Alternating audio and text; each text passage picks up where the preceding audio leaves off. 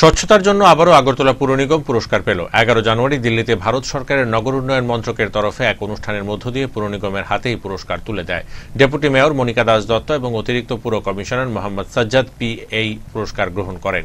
মঙ্গলবার রাজধানীর city centre এলাকার পুর নিগমের প্রধান কার্যালয়ের কনফারেন্স হলে এক সাংবাদিক সম্মেলন করে একথা জানিয়েছেন মেয়র দীপক মজুমদার। আমাদের রাজ্যবাসীকে, শহরবাসীকে, আমাদের আগরতলা পৌর নিগম কর্তৃক স্বচ্ছতার বিষয়ে আমরা দায়িত্ব নেওয়ার পর যে কাজগুলি আগরতলা শহর পৌরবাসীর জন্য করে এসেছি তার প্রতি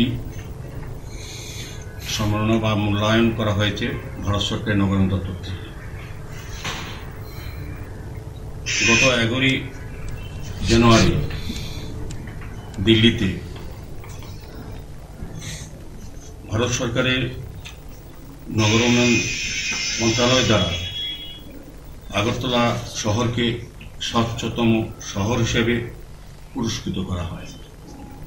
আমাদের ডেপুটি মেয়র মাননীয় মনিকা দাস দত্ত মহোদয়া, আমাদের কমিশনার সাজ্জাদি আইএস, ওনারা ভারত সরকারের দপ্তরের পক্ষ থেকে আগরতলা পৌর নিগমের পক্ষে এই পুরস্কার গ্রহণ করেন। এটা আমাদের পক্ষে খুব আনন্দের এবং গর্বের বিষয়।